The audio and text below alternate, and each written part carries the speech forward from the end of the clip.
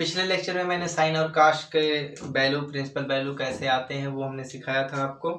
आज हम लोग टेन कॉट सेक कोसेक सबका कर लेंगे और आज के बाद उसके बाद जो लेक्चर होगा वो न्यूमेरिकल का होगा। तो आज और लास्ट है आपका, ठीक है। आज आपको थोड़ी सी और मेहनत करने की जरूरत है। चलिए और समझिए आप, पहला जो आपका ग्राफ होने वाला है आज, y equal to cosec X.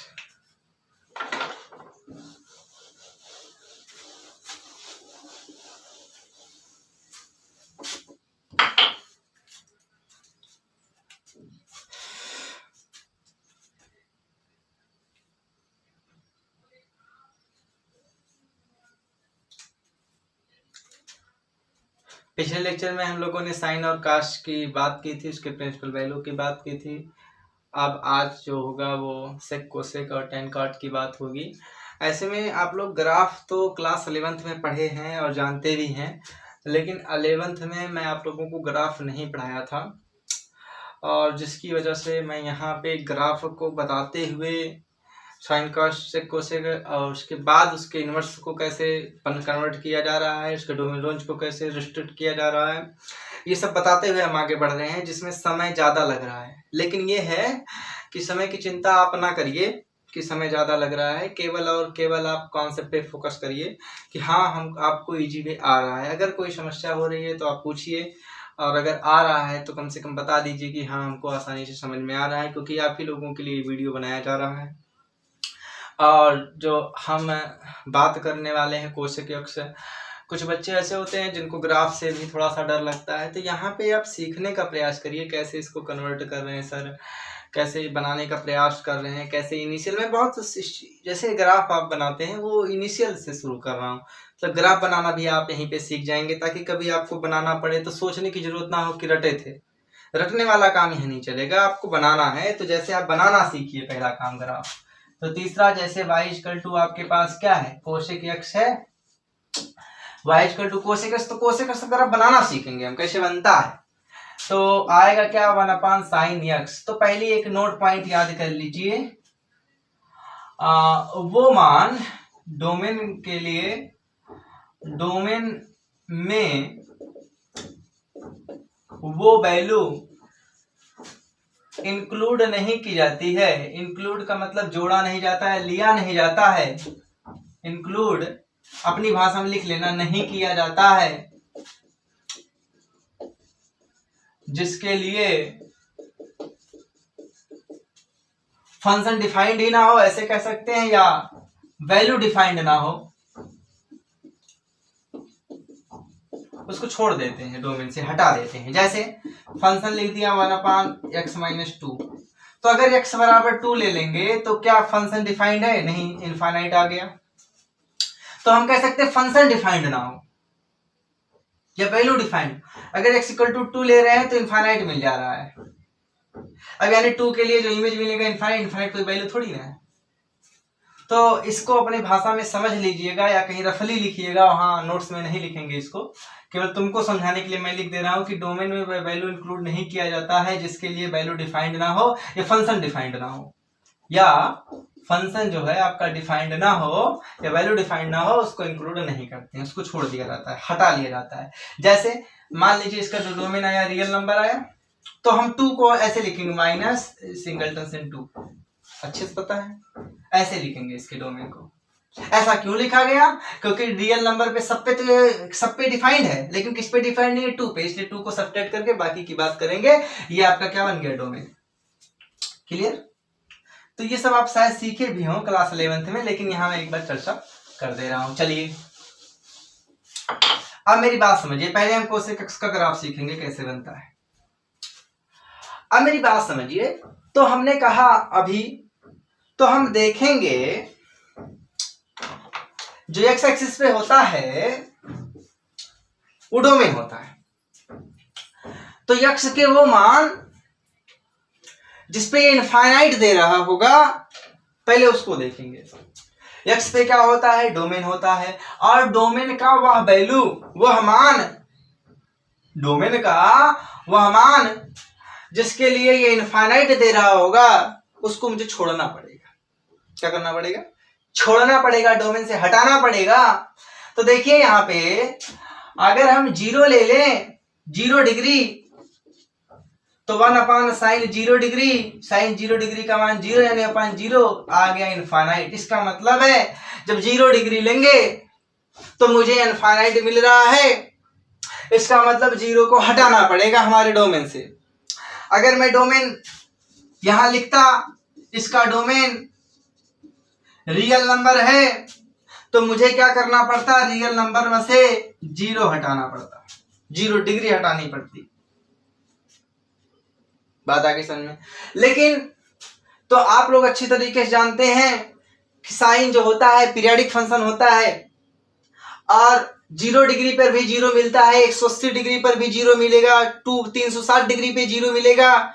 तो ऐसे कई सारे मान हैं जिन पर ये साइन 0 मिलेगा, 0 वैल्यू मिलेगी और डिफाइंड नहीं होगा। मतलब वो एक नहीं है, अनेक है, और जब अनेक हैं तो सबको हटाना पड़ेगा। और सबको हटाने के लिए वो किस पेयर में है, हम लिख देते हैं r minus x such that x ऐसा होना चाहिए x equal to n pi और n एलिमेंट हो इंटीजर का। अब मेरी बात समझिए, इंटीजर का मतलब माइनस भी आएगा, 0 भी आएगा, 1 भी आएगा, सब पॉजिटिव। तो अगर क्योंकि भाई 0 मिलेगा, पाई मिलेगा, 2 पाई मिलेगा, तो इधर जाके माइनस पाई मिलेगा, -2 पाई मिलेगा। तो सब पे देखेंगे तो जितने लोग इसमें आ रहे होंगे पाई के फॉर्म में, 0 रखोगे तो 0, 1 रखोगे तो पाई, 2 रखोगे 2 पाई, 3 पाई, ये सारे मिलते चले जा रहे हैं। तो हमारा जो डोमेन बनेगा वो ये नहीं बनेगा। वो डोमेन जो हमारा बनने वाला है वो हमारा होगा X such that X equal to n pi और n एलिमेंट होगा इंटीजर का। ये हमारा डोमेन बनने वाला है। अब ये डोमेन पूरे फंक्शन के लिए है, y इक्वल टू cos x के लिए है। और अभी हमने ग्राफ बनाया नहीं है, अगर ग्राफ बनाते तो अभी आपको रेंज भी दिख जाता। अभी हम बना रहे हैं, अभी आपको रेंज भी दिख जाएगा। और सुनो, अभी ये जो मैं डोमेन और रेंज लिख रहा हूं पूरे फंक्शन के लिए लिख रहा हूं, इसके बाद मैं उसको रिस्ट्रिक्ट करूंगा। रिस्ट्रिक्ट करने का मतलब जैसे साइन कास में मैंने किया था, प्रिंसिपल वैल्यू बनाऊंगा ताकि वो 1 1 और 2 को फॉलो करे, और फिर उसके बाद कोसेक इनवर्स की मैं बात करूंगा। ठीक, चलिए। तो ये हमने डोमेन लिख लिया है। अब पहले मैं ग्राफ बना लेता हूँ, समझ में आया क्या बना लेता हूँ। तो अभी लिख लिया हूँ, कोई दिक्कत नहीं है। यहाँ लिख लेता हूँ कि जो मुझे r मिला है, r जो मिला है माइनस ये डोमेन जो मिला है, डोमेन r मतलब रियल नंबर है, x such that x equal to n pi और n एलिमेंट है z इंटीजर का, ये हमको मिला हुआ, कोई दिक्कत नहीं है। वो डोमेन है हमारा, रेंज हमें नहीं मिला अभी। तो साइन के वो मान जहां हमको इनफाइनाइट मिल रहा है, जैसे 0 पे, पाई पे, 2 पाई पे, वहां हम एक स्ट्रेट लाइन वर्टिकल लाइन खींच लेंगे। कहां से 0 है तो 0 पे मैंने वर्टिकल लाइन खींच ली, ये वर्टिकल लाइन पहले से है। पाई है, ये देखिए मैंने एक वर्टिकल लाइन ऐसे खींच ली, कहां पे, पाई पे, कोई दिक्कत। चलिए 2 पाई पे हम क्या खींच लेंगे, एक वर्टिकल लाइन खींच लेंगे, जहां जहां हमको इनफाइनाइट का केस मिल रहा है वहां खींच देंगे। ठीक, ऐसे इधर, ऐसे निगेटिव में भी हम किसके खींचेंगे, माइनस पाई। किस पे खींचेंगे, -2 पाई। अब बताइए, इतने में किसी कोई समस्या नहीं होनी चाहिए। अब मेरी बात समझिए, साइन का मैक्सिमम मान कब मिलता है, यानी मैक्सिमम मान 1 होता है, उससे ज्यादा होता नहीं। और 1 कब मिलता है, जब साइन π/2। तो साइन π/2 पे अगर 1 है तो 1/1 इक्वल टू 1। इसका मतलब है कोसेक जो π/2 की वैल्यू होगी, यक्स की जगह अगर π/2 रखें तो 1/sin π/2 यानी 1। इसका मतलब है बीच में जो π/2 है उस पे वैल्यू क्या मिलने वाली है, +1। ऐसे ही अगर हम बात करें -1 कब मिलता है, तो -1 मिलता है हमको 3π/2 पे। किस पे मिलता है, 3π/2 पे। तो यहां मिलता है -1। इसके लिए हम बात करें तो यहां पे हम करके देख लेंगे। अगर ध्यान समझिएगा, और अगर sine minus pi by two की बात करें तो यहां मिलेगा -1, ऐसे यहां मिलेगा। आप अच्छी तरीके से समझ गए, यहाँ -3 पाई बाई टू और यहाँ पे आपका -पाई बाई टू, ये हो गया नामकरण। अब हमको इसमें ग्राफ प्लॉट करना है। ग्राफ बहुत आसानी समझना है आपको। अब मेरी बात समझिए, अगर हम बात 0 से पाई बाई टू की बात करें, 0 से पाई बाई टू, इसका मतलब 0 से 1, ये लोग हर की बात, जैसे 1/5 हो 1/4 हो, तो जो जिसका हर छोटा वो वैल्यू होगी बड़ी। वैल्यू कैसी होगी? बड़ी। अब एक पे पाई बाई टू पे हमको 1 मिला है, पाई बाई टू से कम पे आए, पाई बाई टू से कम पे आए, पाई बाई टू से कम पे आओगे तो वैल्यू 1 से कम मिलेगी। मान लीजिए हम 0.5 की बात करें, किसकी बात करें?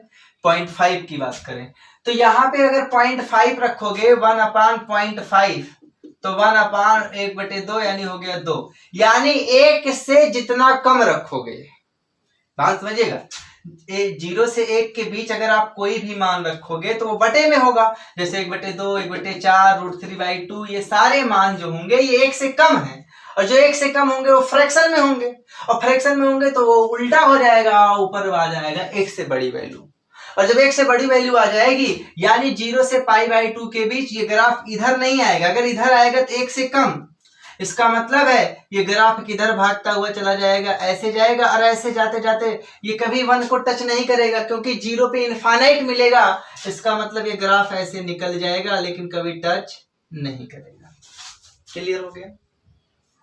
चल, ऐसे ही अगर पाई बाई टू से पाई के बीच की बात करें तो यानी पाई बाई टू का 1 और पाई का 0, तो 1 से 0 की फिर बात हो रही है, यहाँ 0 से 1, वहां 1 से 0, तो साइन अगर हम 120 डिग्री लेके देखें तो साइन 180 - 60 और दूसरे चतुर्थांश में जा रहा है तो आ जाएगा साइन 60 अंश, यानी √3/2, 1.732/2, ये 2/2 होता तो 1 मिलता, लेकिन ये छोटा है ये बड़ा है, इसका मतलब फिर भाग देने पर 1 से कम वैल्यू आई, और जब 1 से कम आएगा तो फ्रैक्शन में उल्टा होकर के फिर बढ़ा, इसका मतलब पाई बाई टू से पाई के बीच में भी पहली बात पॉजिटिव मिल रहा है और ऊपर से 1 से ज्यादा मिल रहा है, इसका मतलब फिर इसका मान कहां भागता हुआ चला जाएगा? ऊपर तक, मिलाएंगे नहीं, कहां तक जाएगा? पाई पे 0 होता है तो वो इनफाइनाइट को टच करेगा।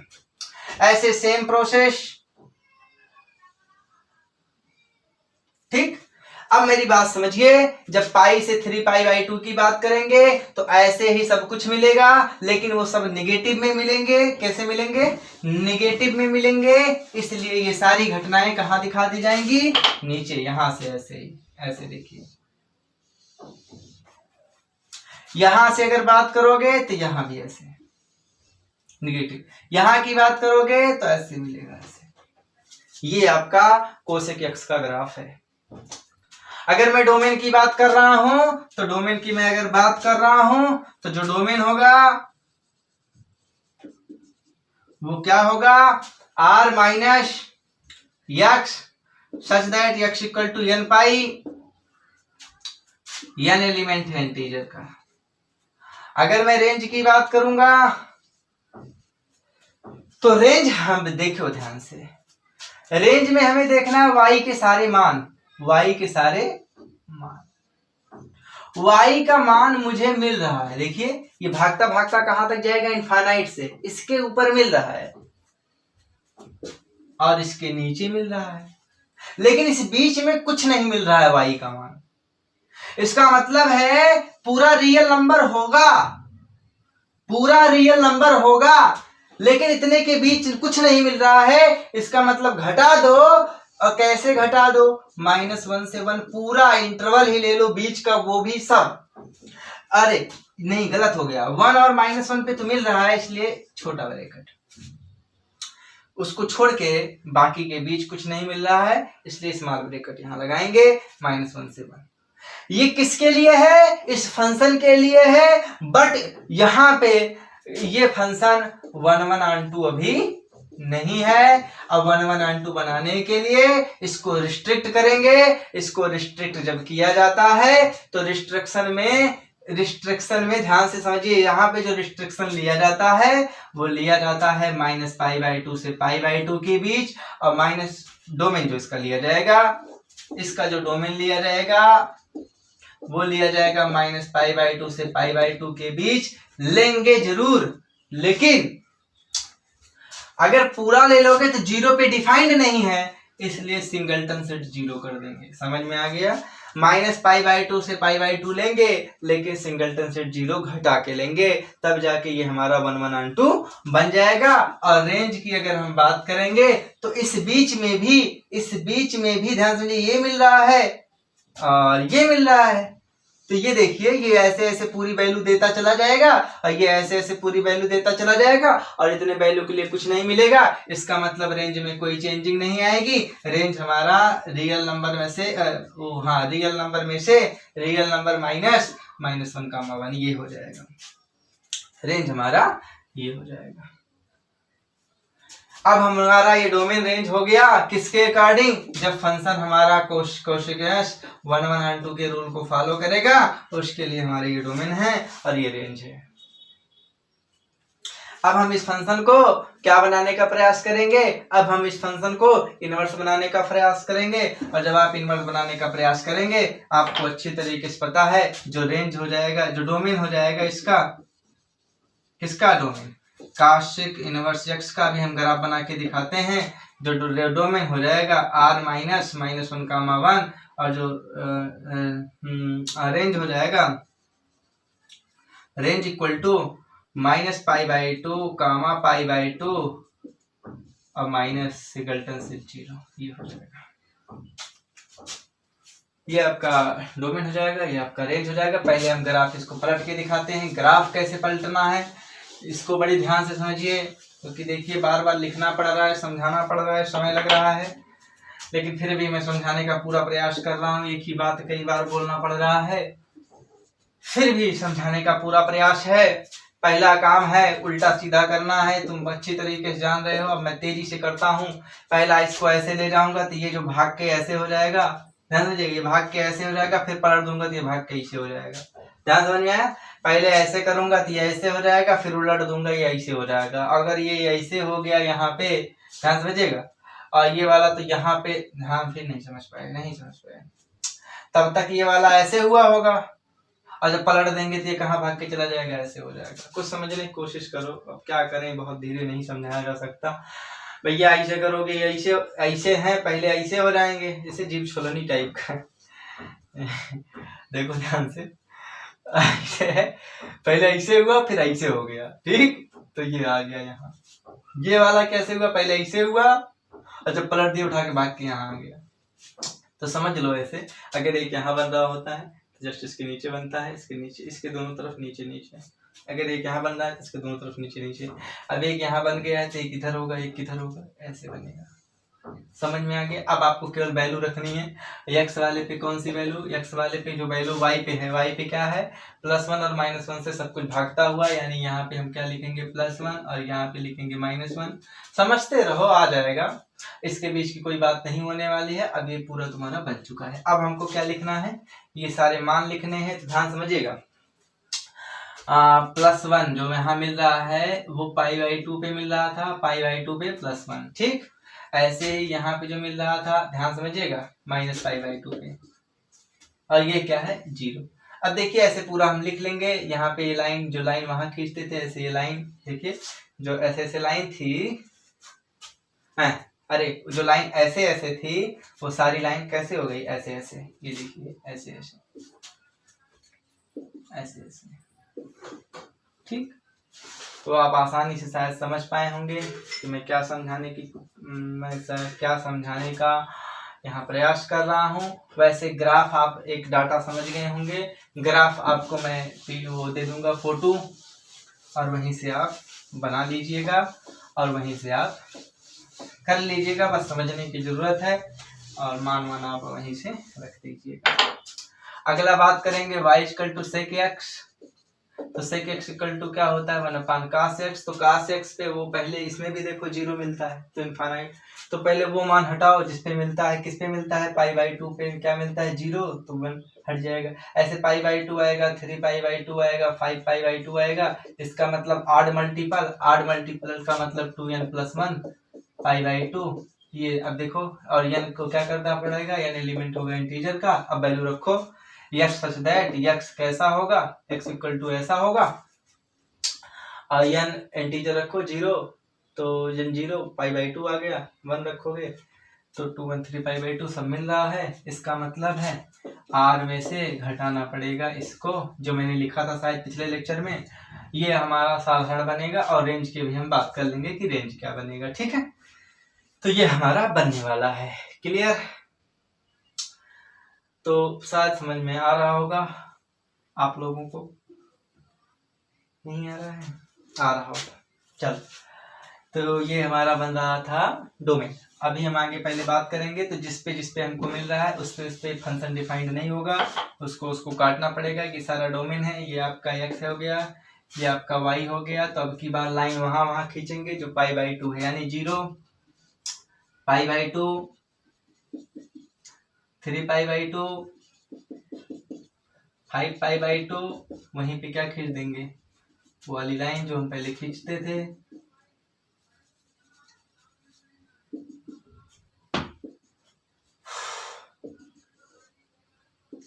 5π/2 3π/2 π/2, ऐसे इसमें